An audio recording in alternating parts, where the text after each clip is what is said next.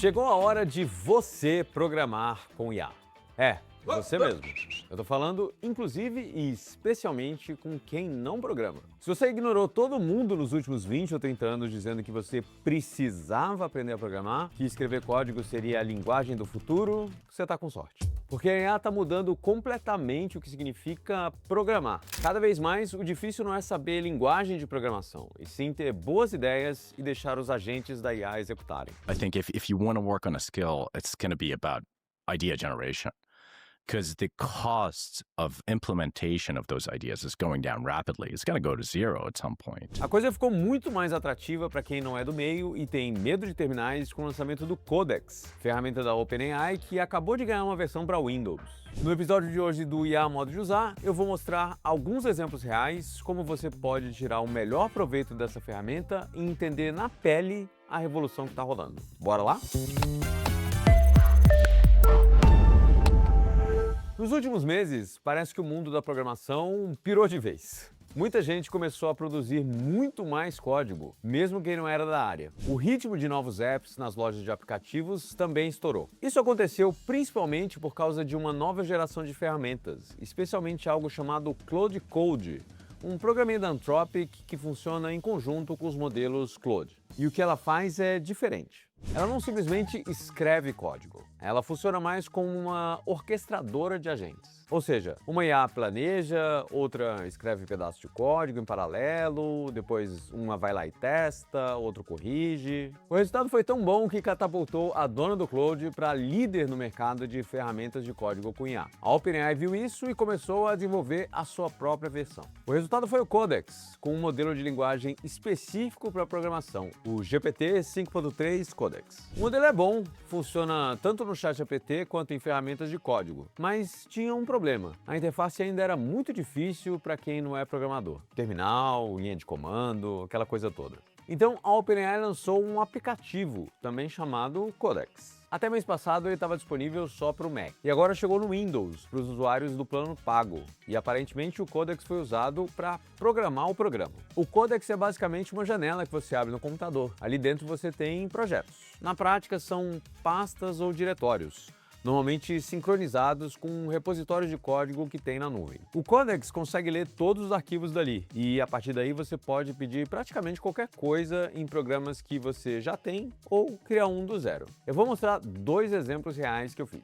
O primeiro, transformar uma planilha em um site. Eu tenho uma amiga muito querida, que é artista, que ao longo da vida organizou todas as suas obras em uma planilha. Título, descrição, ano, imagens, preço, materiais. Só que ela usava o Numbers, que é o Excel do Mac, e esse formato é meio esquisito para procurar, para atualizar. Então eu pensei, será que dá para transformar essa planilha em um site simples para simplificar a manutenção dela? Eu vi no Codex e pedi exatamente isso, com um prompt simples. E logo depois do primeiro comando, ele já criou uma interface. Mas tinha um problema, ele não estava conseguindo extrair as imagens que estavam dentro do arquivo. E eu mesmo, que programo, já tinha quebrado a cabeça para tentar resolver esse problema. E o que o Codex fez? Ele foi pesquisar na web como extrair imagens de arquivos do Numbers. Depois ele criou um programinha só para extrair as imagens, montou um banco de dados, reorganizou a planilha, conectou tudo ao site. E pronto! Agora eu tenho um site que mostra toda a coleção. Eu abro o endereço no navegador e está funcionando localmente. Aí eu pensei, legal, mas dá para colocar isso online para ela ver? O Codex pode usar o que eles chamam de skills, que são instruções pré-prontas para tarefas específicas, que eu falei recentemente aqui no canal. Uma delas é do Cloudflare, que permite colocar sites na nuvem gratuitamente. Então eu pedi, pode usar o Cloudflare para colocar esse site online? Ele fez todo o processo, baixou as ferramentas, instalou tudo, pediu apenas para eu fazer o login,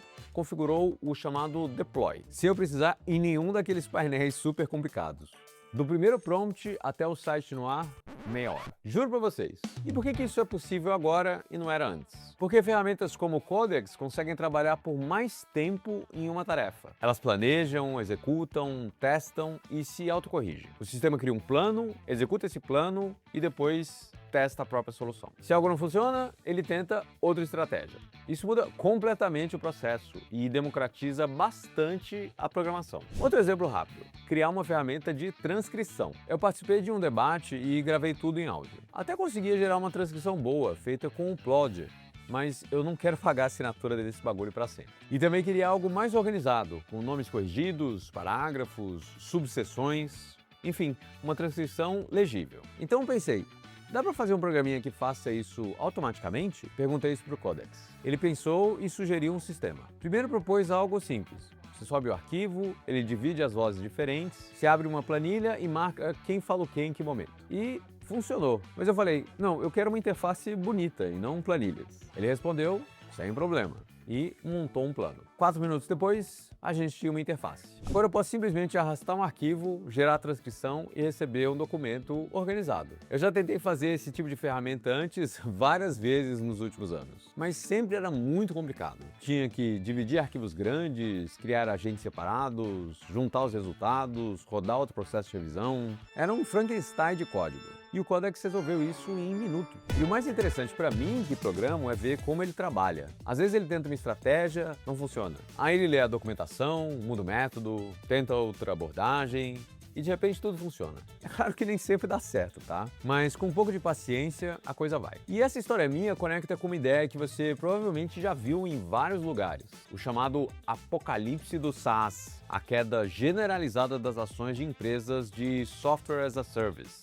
Mexendo no Codex e no Cloud Code, você entende um pouco o pânico. Eu mostrei aqui como criar uma ferramenta que me economiza $20 de assinatura por mês. Multiplica isso por todas as assinaturas de software que as empresas têm e dá para imaginar uma guerra de preços com novos concorrentes oferecendo opções mais baratas ou aplicações desenvolvidas internamente. Os investidores estão apostando que ferramentas de IA, como essa que eu mostrei aqui, vão mudar fundamentalmente a lógica de comprar pronto versus construir sob medida. Quando o engenheiro com a ajuda da IA consegue replicar num fim de semana o que antes precisava de uma equipe e uma assinatura cara, o modelo de negócios por assento, por assinatura, começa a rachar. Eu não estou decretando aqui o fim do software corporativo, tá? Sistemas complexos, com dados sensíveis e regulamentação pesada, não vão ser substituídos por um projeto de fim de semana. Mas para ferramentas mais simples, dashboards internos, automações de fluxo, a coisa mudou. O Codex ainda pode melhorar um bocado, especialmente na parte de desenvolvimento de front-end, interfaces, que o Cloud Code ainda ganha de lavada. Esses dias eu participei de um debate sobre IA e levei uma IA para debater, treinada em textos meus e com frases de cientistas importantes do campo. Eu fiz esse novo participante inteiramente com Codex e dei um tapa no visual, estilo HAL 9000 com Claude. Eu queria que você se apresentasse e falasse um pouco sobre os impactos da IA no mercado de trabalho. Eu sou a Teca, uma inteligência de mediação pública, criada para trazer contexto e nuance ao debate sobre tecnologia e sociedade. Eu não tenho experiência própria, mas cito pensadores humanos para ajudar na reflexão. Sobre os impactos da IA no mercado de trabalho, há um ponto-chave. A IA reorganiza o trabalho, mas não determina automaticamente desemprego em massa. Tá bom, mas você tem algum exemplo de números, relatórios, estimativas? Vamos a um exemplo concreto. O FMI estimou que quase 40% dos empregos globais estão expostos a alguma forma de automação por IA, mas exposição não é destino. Bom, vocês viram, né?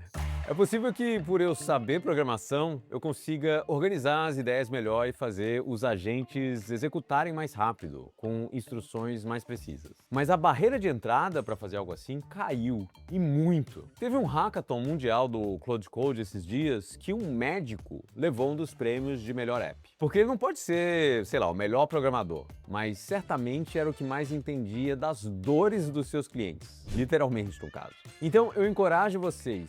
Assine por um mês, tenta colocar de pé 1 ou 2 projetinhos que vocês têm para ver se rola. Vai economizar tempo no futuro, potencialmente os trocados e, mais importante, vai te ajudar a vislumbrar esse futuro maluco que tá chegando e que tá chegando rápido. Beleza?